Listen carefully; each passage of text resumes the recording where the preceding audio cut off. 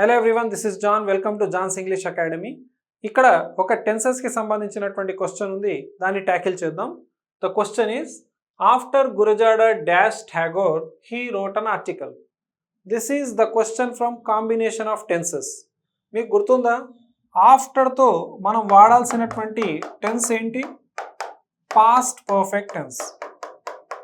ఆ తర్వాత మనకు సింపుల్ పాస్ట్ వస్తుంది, అవునా? అంటే ఆఫ్టర్తో మనం రాయవలసినటువంటిది హ్యాడ్ ప్లస్ V3ని, పాస్ట్ పర్ఫెక్ట్ టెన్స్ యొక్క స్ట్రక్చర్. ఆ తర్వాత సింపుల్ పాస్ట్ని.